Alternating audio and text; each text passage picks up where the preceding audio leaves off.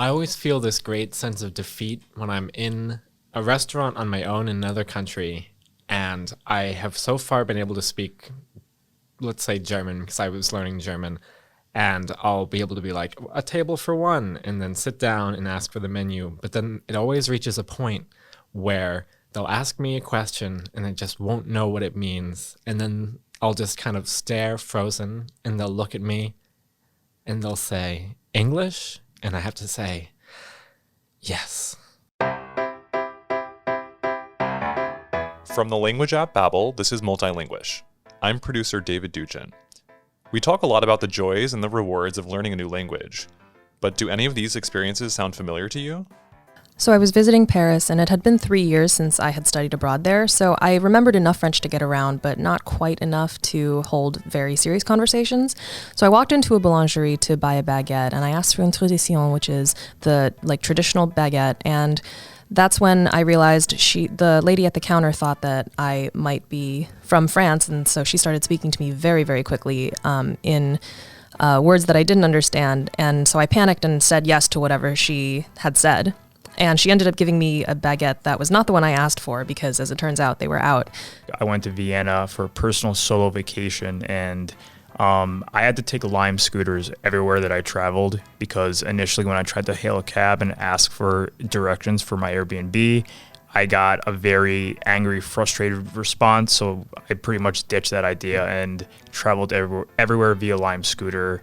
Yeah, I took a trip to Paris a couple summers ago, and I try to have these phrases learned just so I could interact, basic communication type stuff with different establishments. But every time I'd try and bring one out, I could see on their faces they were saying, "Please stop." It was just I was butchering the language, and so eventually I just had to learn this phrase, "Je ne parle pas français," because it means I don't know how to speak French, which to me was the lesser evil than, just sitting there and looking like an idiot, basically. If there's anything these stories have in common, it's that they highlight how sometimes foreign language experiences don't go as smoothly as planned. Speaking a new language can be a nerve-wracking experience. If you ever tried to speak in a foreign language you're learning and you felt flustered, nervous, embarrassed, or confused, or you've struggled to find the right words to say in a conversation because your mind draws a blank, or you fear the humiliation that comes with mispronouncing a word or making a grammar mistake, you're not alone. As most people who've ever learned a new language can tell you, it's a nearly universal sentiment. On today's episode of Multilinguish, we'll be talking about foreign language anxiety. First, we'll talk about what it is and why it happens, and we'll hear from people who have a lot of first-hand experience making mistakes in a second language. And then we'll offer some tips, tricks, and insights into curbing this anxiety when it crops up. Joining me are members of Babbel's content team, Ilyn and Diana Tour. Before we get started, make sure to rate and review Multilinguish wherever you listen. And don't forget to subscribe so you get new episodes as soon as they're released. So I figured you two would have actually particularly great insights into this topic because your native languages aren't English. Mm-hmm. Diana, yours is Spanish. Ilyn, yours is Swedish. Correct. So you've both had to learn a foreign language and move to a country, namely the US, where you are right now, and use the language every day, I'm guessing. Yes. So I figured that you'd be great as co-host on this episode to talk about what it's like on the other side of the coin, not having English as your native language, but rather learning it as a foreign language and having those experiences, grappling with the challenges of learning a language that's not your own, specifically English. Does that sound good? Yeah, sounds great.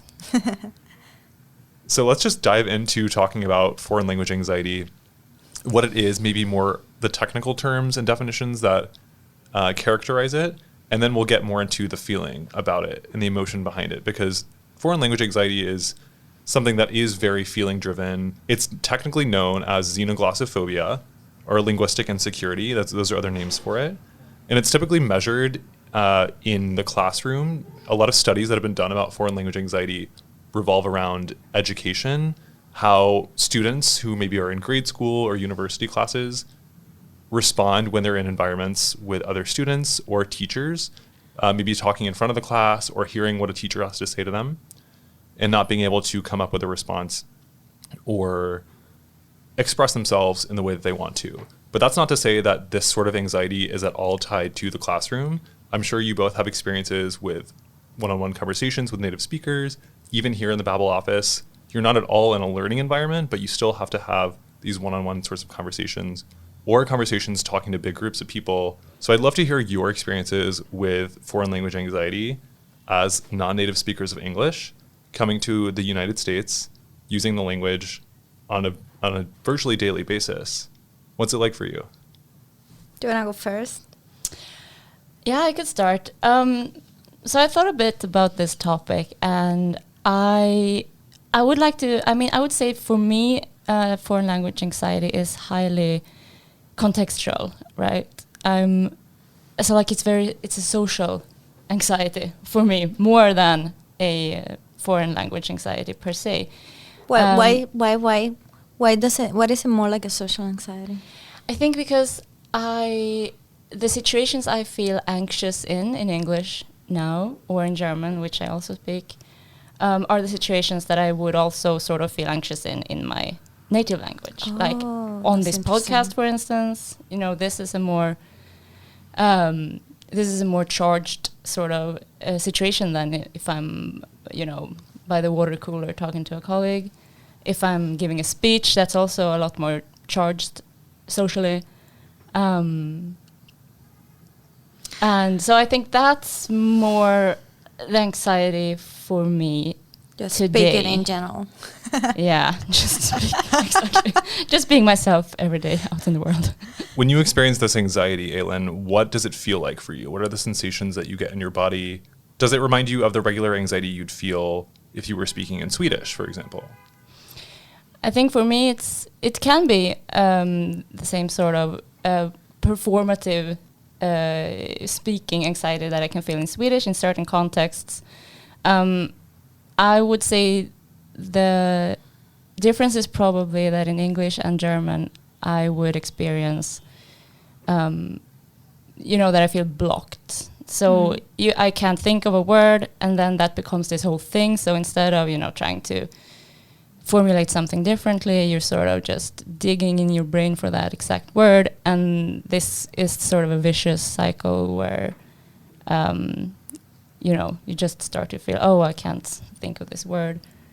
And I decided to abandon that technique a long time ago because I realized that didn't take me anywhere. I have a lot of blanks a lot of the time, and then what I do is I just start from the beginning of the sentence. Mm-hmm. I try to get to the same point but in a completely different way, and that's how I try to get my point across. But yeah, I know what you're talking about. It's so, for me it's it's an everyday thing because all these examples that we heard before are people who had this experience when they were traveling, or that one time, it was so bad. And yes, it's really bad. But when you have to face that every day, it's... It sounds exhausting. It's very exhausting, and it's also very emotionally tiring, It is. And at the same time, you're also navigating another culture. You've been here for a longer time. Exactly. I've not been here for that long. So you're also trying to navigate all the other social cues and social norms at the same time in another language. So yeah, at some point I feel you have to prioritize things what am I going to focus on, the meaning of what I'm saying, trying to get the meaning across, trying to speak the right way, trying to look confident, because I don't feel I can do all the things at the same time. No, and I think those things are also depending on the context. Yeah. If I am giving, if I'm on stage giving a speech or a talk about something, then I would probably prioritize looking confident, because if that doesn't come through, then everything else is going to fail. Whereas, in just normal day-to-day communication, I would probably focus on just getting my point across, and I don't care how it, what it ends up sounding like. I find that for me, I feel people understand me better once they know me better, and they kind of get used to my accent, so it's easier if it's a close friend or something like that. But at the same time, it's kind of funny because the more I know the person, the more I relax and speak like a Cuban, blah blah blah. It's my English accent gets even more and more Cuban as my friend is closer to me. So. I don't know if that happens to you. No, I mean, for sure, with people I know, because even before I moved here, I would speak English almost daily with friends. And the better I know someone, the more relaxed I am, of course. And that's what I also mean about it's not only the foreign language parameter, it's also just the social situation in general. I think that's such an interesting point that, especially in a place like the US, for a native English speaker, you don't have to think about how am I able to convey the meaning that I want to communicate because I don't necessarily have the right words to do it, or because maybe someone doesn't understand my accent as well as I'd want them to. So it feels like you almost take on a whole extra burden in having a conversation with a speaker who maybe isn't a native speaker of Spanish, Diana, or of Swedish, Ilyn. You have to consider a whole other set of factors, which is how well does this person understand me? How well am I getting my point across? Things like that I, as a native English speaker in the US, rarely have to think about. I cannot tell you the many times that I had an idea in my mind when people were having a conversation and I didn't say anything just because I didn't want to go through all the work that takes to explain my point. Because sometimes, and for me especially harder because I went to school in Cuba for literature and linguistics, so my Spanish is like really, really good, I have a lot of tools in Spanish to express whatever I want to express. And then in English, it's like 1/3 of that. So I feel very frustrated a lot of the time because I cannot really explain my complicated brain in this not so complicated level of English that I have. So I like that you use the word frustrated. I feel like that is a feeling that's common to people who experience anxiety. On one hand, it can be scary, it can be daunting and challenging because you want to communicate yourself, express yourself, and you can't. But also it seems frustrating, and maybe it could make you angry if you think, I want to be able to tell someone all of the really beautiful and rich, profound thoughts inside my head, but I don't necessarily have the tools, like you said, in English for you, Diana, or for you, Ilyn, to do it, whereas you know that you are very articulate and very eloquent in your native language, but perhaps you don't have nearly as many words in your vocabulary that can convey the same thought, but maybe in a more beautiful or poetic way. I mean, I feel the most frustrated when people are not patient with me. Because, it's like, just be nice, be kind to anyone. It's not only to people who speak a different language, it's to anyone, Because I might be a super smart person that's just having a hard time trying to explain herself, or I think that people need to be more open in general to making the other person feel more comfortable, and that would help so much if you could just relax. Yeah. I feel like people also have different expectations, and expectations play a big role in this as well. Yeah. So I speak a bit of Spanish. It's a very sort of, I can get around when I go to Spain. I can ask almost anything that I need to know, but I couldn't be like, what do you think about current politic events, right? Yeah. But I feel like when I'm in a Spanish-speaking country, then people have such low expectations of me. So there I feel that I'm really doing well, and I feel good about myself. But in other situations where people have higher expectations, like probably like here with English or in Germany with German, that's when I think a lot of disappointment in yourself could arise potentially, just because you are, I don't know, you just don't fulfill other people's expectations, and that's always an issue. The worst part is that I feel like sometimes, not all the time, but sometimes that's only in our minds, It's not like people are actually understanding what you're saying, your point is getting across, everything is good, and we're just like, oh, but I didn't use the right conjugation, oh no, People don't care that much. Yeah. I think that's the hard thing about being at the level of a language that you and I are on, because we want to be perfect, or like we want to come across as native speakers, or we want to be able to be as eloquent as native speakers. Whereas if you're on a lower level of your language learning journey, then you just expect other things of yourself as well. Exactly. Yeah. So I think one common theme that I've heard from you both and from the earlier anecdotes that we heard in the episode to open us up, and just from conversations I've had with other people who've experienced the same thing, is that this anxiety tends to revolve a lot around the element of speaking a new language, and to maybe a little bit of a lesser extent, listening, but not so much reading or writing. And I feel like that is a really telling characteristic of foreign language anxiety, is that it affects the parts of language that are more spontaneous and that happen in real time. We actually did a survey of some of the participants of the Babbel challenge. I think it was the most recent challenge we did last year. And we asked them at the end, what do you think is the most difficult part of learning a new language? And we gave them 4 options: reading, writing, listening, and speaking. And almost half of the participants marked that speaking was the most challenging part for them, followed by listening at about 30%. And then reading and writing didn't really, make as much of an impact at all, because speaking is one of the most improvisational parts of learning a new language. And it doesn't allow for preparation. It also requires you to be both paying attention to what someone else is saying and reflecting back in real time. It moves really quickly, and it can be scary if you lose track of something that someone says. You might be lost for the whole rest of the conversation. Whereas with reading and writing, you have a lot more time to think about what you want to say. Or if you're reading something, you can consult a dictionary on the side, you can pause, you can go back and reread something. Do you think that makes sense as to why people are saying generally that speaking and listening are the most difficult parts of learning a new language? Well, I have a very funny story about that. So, for me, speaking was definitely the hardest part of learning a new language, because I learned basically from TV and from music, so my listening was great, and even my writing was good too, because I took my time with the writing, and then I could basically be great at it, but the speaking was very hard. But the funny thing is that my boyfriend is now learning Spanish, and his experience is completely opposite of that.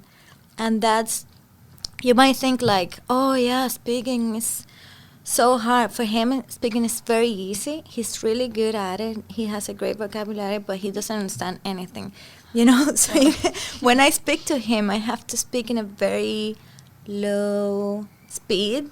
So that makes me feel frustrated, and then it's really hard for both of us to practice Spanish together, because, he can understand what I'm saying. So, and I'm sometimes I'm not patient enough. I totally should be. That's my bad. Patient enough to speak at the speed that he needs. That's an interesting point, that foreign language anxiety doesn't affect just the person who's learning the language, but it can also almost take a toll on the relationship between two speakers. If one is losing patience and getting frustrated with the person who's learning, then it's kind of like the anxiety has taken over the entire conversation on both sides. Yeah, definitely. Yeah, and that's not something you want in a household. No, not at all. That's why I every time that happens, I'm switch to English immediately. And I know it's a bad thing to do, but, and I'm also it's so funny because I'm also, trying to speak a different language. So I totally get his point, but sometimes it's not as easy to keep speaking in the same language. Because, especially when you're talking about practical things in life, you're oh, can you pass me that thing? And then you have to be can you please pass me the salt? You don't want to speak like that in real life. No, exactly. And by the time you get the salt, you finished your meal, and exactly. One experience I'm curious to hear from both of you about is whether you ever find yourself apologizing for your mistakes. I know in my personal experience, when I'm trying to speak a new language with someone and I make an error, or I feel really flustered and I get embarrassed, my first instinct is to say I'm so sorry, whether that's in English or the language that I'm trying to learn. But I don't want someone else that I'm speaking with to lose patience with me or to get frustrated. I'm curious if you ever find yourself falling back into saying I'm sorry. Apologizing, I actually don't do. Me neither. I want to apologize for being myself, No. This is who I am. I was born in Cuba. Spanish is my first language. So if I don't know something, what I actually do is to ask the other person, hey, what is the thing that looks green and has brown roots? What is that? And the person is oh yeah, that's a tree. And I'm yeah, that's exactly what I was talking about. Thank you. And then I keep going with the conversation. If you don't know something, just ask the person. That's very humble of you to be willing to be vulnerable and say, I actually don't have the answer to this. Please help me. I feel that that's very clear also. A lot of the times, like, I don't know this word. Yeah. So I'd like to move now into playing clips from an interview that I did with a really delightful woman named Enyas Gallaher. She's an Irish comedian who grew up in Ireland. Her native language is actually English, but she was explaining to me that in the Irish school system, most students are required to learn Irish. It's a minority language in the country, and there are native speakers, of course, but most people speak English, and they know a handful of Irish terms that they learned in school. They might have some chances to practice, but for the most part, everyone knows English. So she took it upon herself, because she really wanted to connect with the part of her Irish heritage that she feels she started to get to know in school. She wanted to learn Irish and really make it her project to become fluent in Irish. And one of the really cool ways that she did this was to actually enter an Irish language comedy competition in 2013. So it was a 2-month competition with almost exclusively native Irish speakers, and she's coming into it as a native English speaker who knows a little bit of Irish, but not a lot. And so I thought it was a really, really cool kind of experiment that she described putting herself through to force herself to learn the language, but really struggling at first. So I'm going to play some clips from the interview, and I would love to hear your reflections on what she has to say. First, let's hear about her experience in the Irish language comedy competition. Okay. And remember, this is a 2-month window of her life that she's really challenging herself to speak Irish, to tell jokes in Irish, the whole deal. Basically, I entered this competition, somehow I got into it, and my Irish was still at a very, very basic level. So it was terrifying, like absolutely terrifying.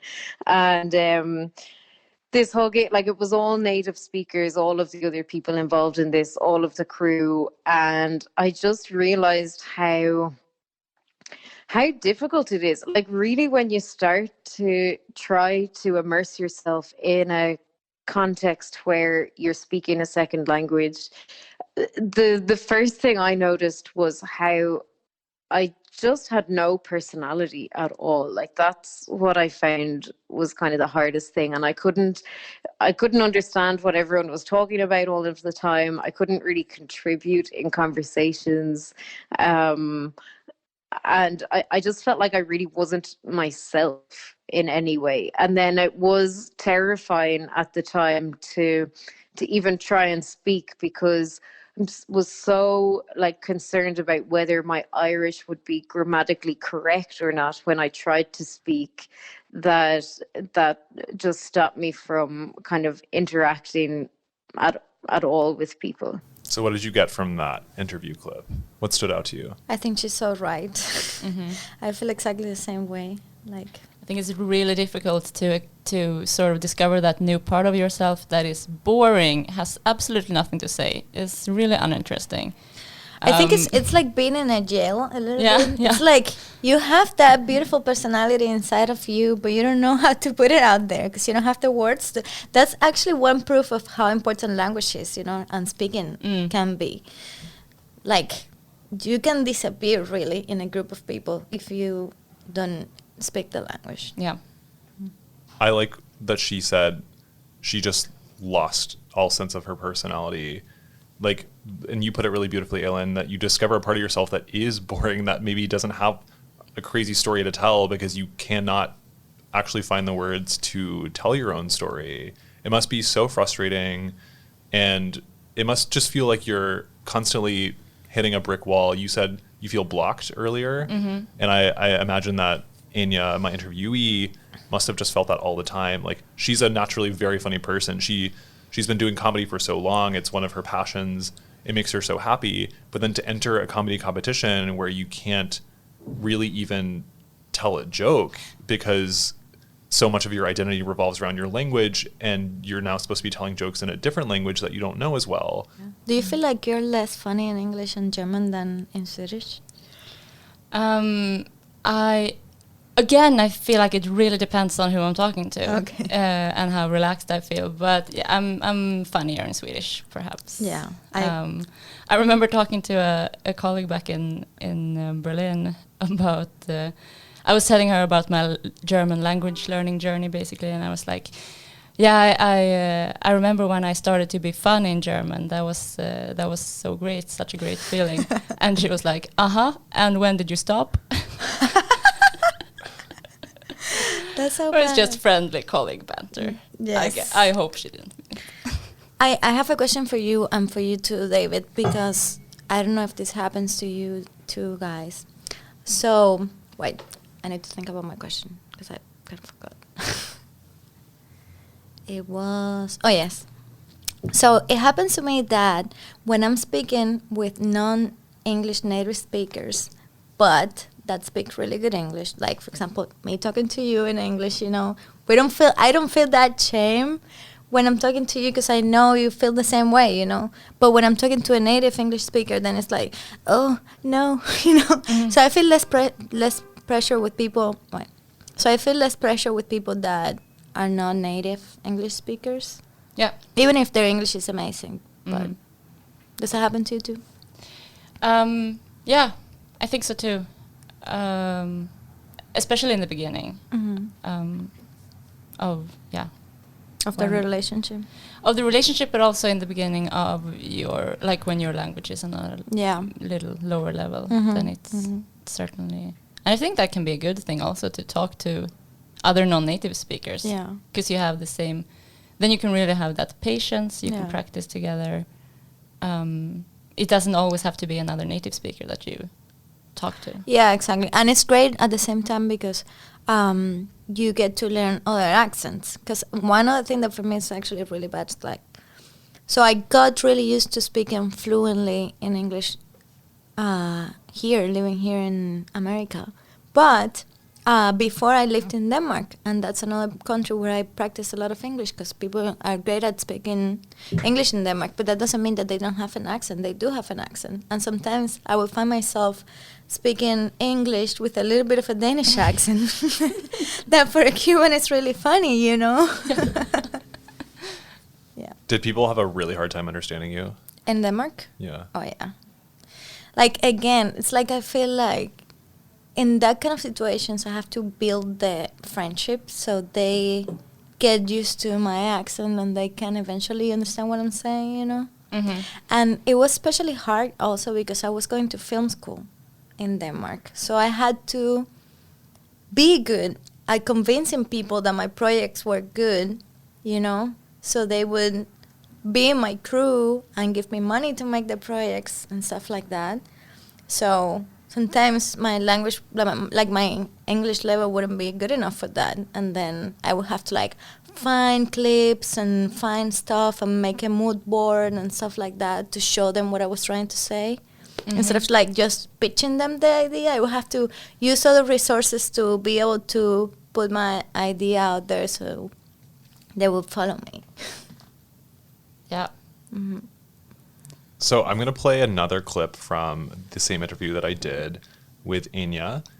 And this is about her journey through the comedy competition and what she learned about herself and about her Irish skill level throughout. And I think there might be some really poignant remarks in here that might stick out to you. So I'll play it. And that fear never went away. Like, I mean, I actually did find a way to cope. I think probably what stands to me is I'm a person who will just keep putting myself in difficult situations and there's something about the challenge and the humiliation of it all that I kind of like. So somehow I managed to find a way to use my lack of Irish as a strength within this competition, and I kind of gained a bit more confidence. And then at the end of it, it went on for about 2 months. I found that my Irish was at a much better level at the end of that. So she moved from Ireland to Berlin, which is a whole different can of worms that she's now opening because learning German. You know about that. Yeah, and Ilyn, you can speak a lot about this too. I mean, German for many people to learn is considered a really difficult language, but when you're leaving your home country and you have to adapt to a new culture, like you've already touched on before, both of you, that adds a whole new dimension. So what really stands out to me about this clip is the way that Enyas describes everyday tasks that we would otherwise take for granted, but that now become these monumental challenges when you can't convey the simplest of ideas. So let's listen to this one. Getting a haircut over here is a really scary spot because, getting a new haircut with a new hairdresser is scary anyway, even if they speak your language. But having to go in and try to describe how you want your haircut in a different language would be impossible. So just kind of avoiding these situations at the moment, letting my hair get really, really long, or like a lot of people I speak to here travel back home to Ireland to get their haircut, which is crazy. So it's all those little things we take for granted that are so much harder, which is interesting. Or just the idea of needing to go to the post office and buying a stamp is a really scary idea. The kind of fun thing about it is when I do manage to do a really small activity, like I went to the library the other day and joined and spoke in German, and I had such a sense of achievement at the end of that. So that's kind of nice. The whole, things that you wouldn't see as a success if you were just doing in your native language become mammoth achievements in a second language. Do you agree with her? Yeah, totally. I think that's also important to know when you are learning a language, you really should allow yourself to celebrate those small things that you can actually do. Yeah.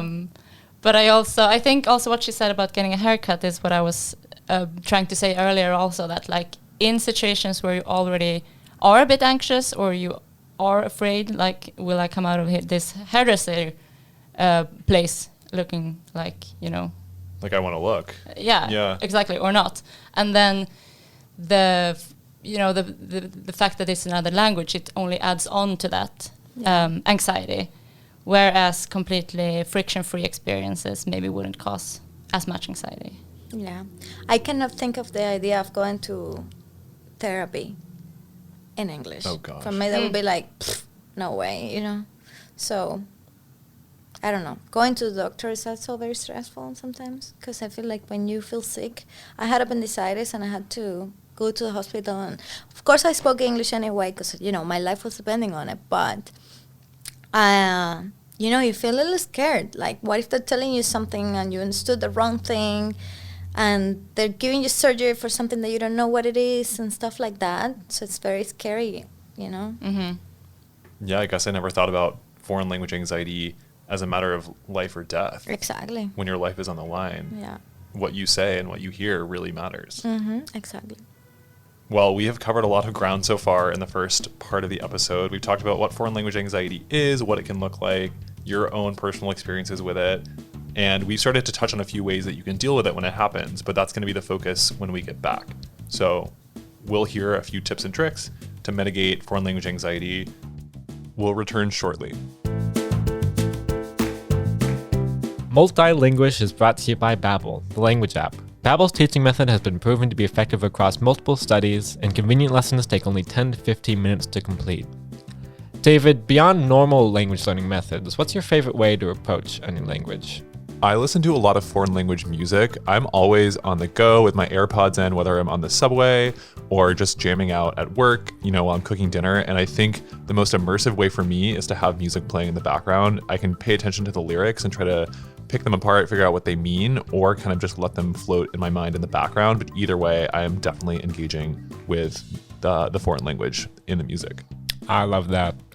We're offering Multilinguish listeners 50% off a 3-month subscription. New customers can get this offer by visiting babbel.com/podcast. That's BABBEL.com/podcast. Now, back to the show.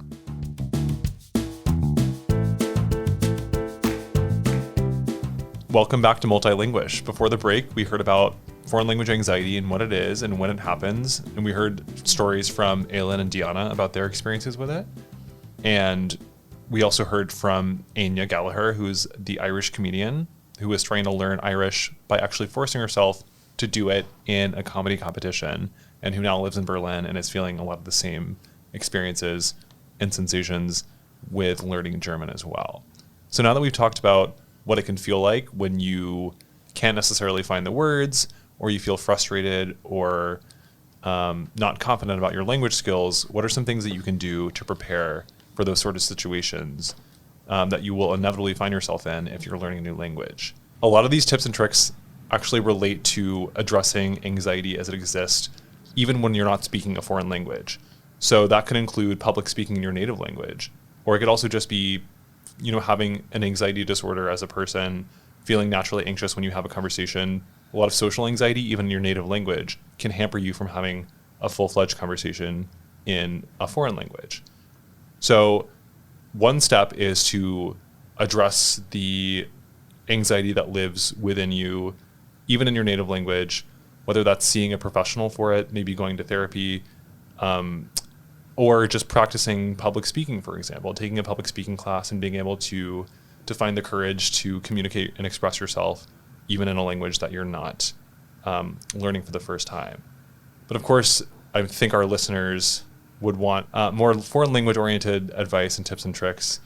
So that's why I'm going to hand it over to you two to offer any strategies or suggestions that you may have, whether it's really generalized and about the feelings, or it's very specific things that have worked for you.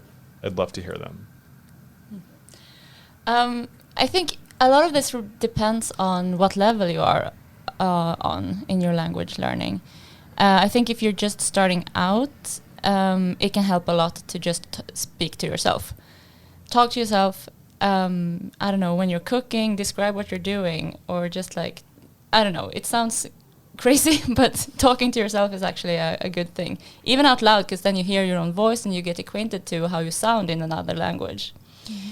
And then, once you're ready to get out there and put yourself out there, I think it's really important to find people who you trust, who you know will have patience with you. Not me. Not Diana. Don't Diana. consult Diana to practice a foreign language. But and just to be also, I think it's important to be now the words are failing me, so I'm proving my point. But to be forgiving of yourself. Oh. And you can't compare yourself to native speakers because they were literally born with it.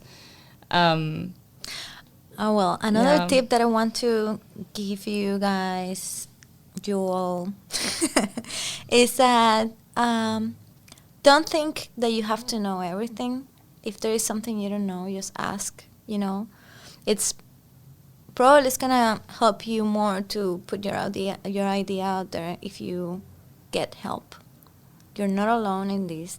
Most of the time people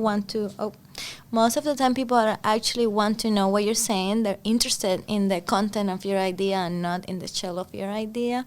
So focus on that. Focus on sharing what you want to say and being yourself.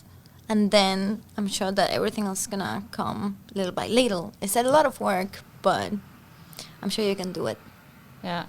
I think it can also help if you're on a lower level to learn those, to learn phrases like, I'm practicing, this is hard for me, but can you help me out? Things like that. Or even like, how do I say this? Exactly, how do I say this? Yeah. What's this in XYZ language? Make the people part of your language learning journey, have them take part of your experience and ask for help. Mm-hmm. I like what we've said about not expecting too much of yourself, being patient and forgiving. I think those are some of the most important things you can do, because language learning is a journey and you're never going to be perfect. And especially at the beginning, recognizing your own strengths and weaknesses, being able to say, I might not be at this level yet, but look how far I've come, gives you a sense of pride, and it lets you kind of benchmark your progress and say, I can see where I started and now where I am. And I know that in the past couple weeks or months, I've improved this much. So that really gives me hope and inspiration to be able to continue doing that in the future. I think comparing yourself to native speakers is one of the most destructive and harmful and unhealthy and toxic things that you can do when you're learning a new language. Because like you said, Ilyn, a native speaker has had the ability to speak that language since, for the whole life. Their whole life. So there's just no way you can compare. And most people are going to be willing to work with you and to help you learn, because I think it's really admirable when someone wants to speak English, and I would do so much to help them if they're willing to show me that they're vulnerable and need the help and are willing to try and to be honest about how much they know. A lot of that also revolves around reframing your thought patterns. If you keep thinking, I'm not good enough, I'll never be good enough, I put in all this work for nothing, I have reason to be afraid, or someone's going to laugh at me if I make a mistake, if I don't pronounce this word perfectly. A lot of those are just self-fulfilling prophecies. If you think that a conversation is going to go one way, if it's going to fail, it's going to be a real challenge and a struggle, you almost kind of create that reality and manifest it because you start out on a foot without having a lot of confidence or self-esteem. But if you're able to reframe your thoughts and say, I've come so far already, here's a way I triumphed speaking Spanish, for example, if I'm learning Spanish, or I really struggle with German sometimes, but I had a successful interaction with the barista at the coffee shop. Wasn't that amazing? I can see how far I've come. So I think a lot of it is about looking inside yourself and figuring out the root causes of the anxiety that you might feel, which can be related to the thought patterns that you have, which ties back into the need to be perfect, which no one is, of course. We've been told that all of our lives, that no one's perfect. I feel like also failing can really help you be better in the future. Because usually if you're like looking for a word that you can find and then you somehow get over that in the moment, but then later you do your research and you find that word or you find the right way to say what you were trying to say. You know, it's not like, oh no, I did terrible and then I didn't do anything about it. That's not the way it works. You fail and then you learn from your mistakes and you find ways to improve that and to make it better. And actually failing means that you know what you have to work on and you know the things that you have to do to get better. So I would use the disadvantage in your advantage. Yeah. And then you have to actually go do those things too. You have to know what you need to do to get better once you fail because you make the mistake. And then you have to be willing to say, although it will be hard and although I might make more mistakes in the future, I'm willing to try. I think the combination of the willingness and the vulnerability to make the mistakes and time is the cocktail for success in the situation. Yeah. So I'd like to now play another clip from my interview with Enyas from before. And in this one, she tells me about a pretty specific strategy that she uses to overcome the fear of putting her Irish language into use. This might be just particular to her. I don't know, so I'd love to hear what you have to say about it. But she does offer some pretty good insight about what it's like to recognize your own vulnerability and then use that to your own advantage. So here she is. I think what I've managed to do, or a coping mechanism that I have, you know, I'm a comedian. I've always liked to be in the center of attention. I've always enjoyed being a bit of a clown. But what I started finding in Irish was my way of coping in situations when I didn't understand what was going on was to make a joke out of the fact that I had no idea what was going on. So somehow I'd still kind of involve myself in a social situation, even though I hadn't understood anything that had been said. So I suppose that was one thing. And it was kind of as I became more comfortable with people that I could, you know, kind of do that a bit more. Have you ever used that same strategy of sort of laughing at yourself or admitting your own weaknesses, your own vulnerabilities to kind of get people to trust you more and to be on your side? Do you think that would be an effective way to combat foreign language anxiety? Yeah, I think so. I think in her case, it sounds like it really made sense. I don't know if I've done it that much. Perhaps when I was at a lower level of German, maybe. But I really get what she's going at, because you know, you're in a social situation. There are tons of people there. You're playing football or soccer, and you have to keep playing. But so you don't want to interrupt the whole thing by being like, "Oh, sorry, I don't understand. Could you?" Or, you know, switching to English or something. So you want to keep going. So I think those coping strategies they make sense. I feel like in my experience, it's more like an identity conflict, because when you are in your country that you were born at, you don't have a conflict with the way you speak because everyone speaks that way, you know. But then when you're in a different country, you're like, am I the one that's wrong? Like, what am I doing wrong? Why am I the one that's different? Like, is it wrong to be different? And then I think I learned so much from actually not being a native speaker, because I'm so much more proud of being Cuban now, and like of my culture and my identity and who I am, you know. That I just feel very comfortable with my personality and my identity in general, just because I know it's not bad. It's actually very interesting, and people really like it when you have an accent and when you are from a different country, and they probably have a lot of questions for you and are very interested in your culture. So it's a great thing. Yeah. I've never thought about it that way, that because you stand out so much, people want to get to know you.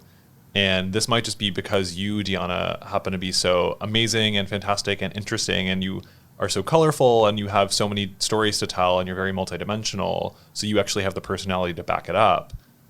But I wonder, for people who maybe don't want to be put in that position, to be the odd one out, or to always be questioning, do I belong here? That might be kind of tough and more difficult. Okay, so going back to the interview, we've talked a lot about how you need to just get out there and practice when it comes to learning a new language. And time is so important to that.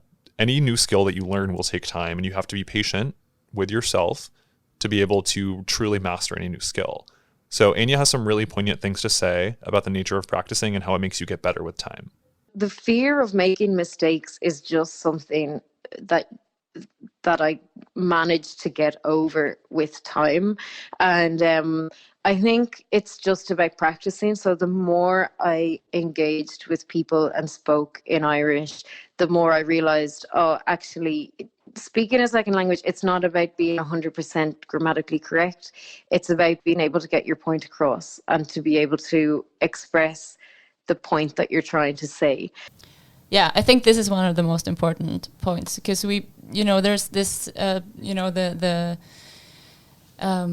the word fluency is thrown around a lot, but what does it actually mean? And to most people, being fluent is actually to be able to just get through your daily life, and in whichever way you end up doing that. And you can't reach fluency without the intermediary steps between. Of course, step-by-step process. Mm-hmm.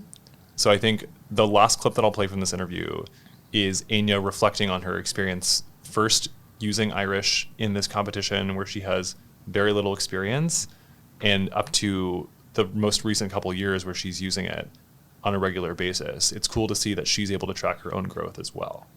And I remember the first gig I did was the worst gig I've ever done. I tried to kind of do a direct translation from English into Irish, and nobody understood what I was even trying to say, and nobody laughed, and somehow, anyway, it was awful. Every year I'd be more and more confident to start doing things. I'd MC a comedy gig in Irish. I'd agree to do different events with the football team, and every event, I just noticed that things that would have seemed daunting to me I didn't think twice about them after a certain amount of time. And I suppose I've come now to the point where I speak Irish on a daily basis with people. It's given me opportunities work-wise. I'm a content creator for an Irish TV channel. I'm and I think, but in terms of success with like putting myself through this whole process, the main thing I've gotten out of it is the ability to realize how resilient I can be, like how I can, these situations are daunting, but you do get through them. And when you come out the other side, you feel so much stronger. Those are really beautiful words, I think. Yes. Mm-hmm. Because you see that for all the work that you put into learning a new language, for all the struggles that it entails, it actually is a major growth point for so many people. You learn a lot about yourself in the process. And when you look back, you see not all of the individual moments that you might have failed or made a mistake, but you see the culmination and where it led you to in the current moment. And you can be really proud of yourself for making it this far. Yeah. Knowing a second language or a third is like having a superpower. So if you have to fight a lot for it, it's worth it. Well, thank you to both of you so much for joining me for this episode. I couldn't have asked for two better co-hosts. Thanks for having us. David. Thank you. This was actually a lot of fun. Multilinguish is produced by the content team at Babbel. We are Thomas Moore Devlin. David Duchin. Steph Koifman. Dylan Lyons. And I'm Jen Jordan. Ruben Vilash makes us sound good. Our logo was designed by Ali Zhao. You can read more about today's episode topic and more on Babbel magazine. Just visit babbel.com/magazine. Say hi on social media by finding us at Babbel USA, all one word. Finally, please rate and review this podcast. We really appreciate it.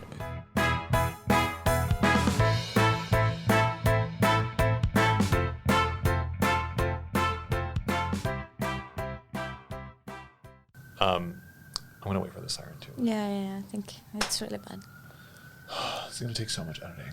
So many fires and crimes and Yeah. sick people. Fires, crimes, and sick people. It's a good band name.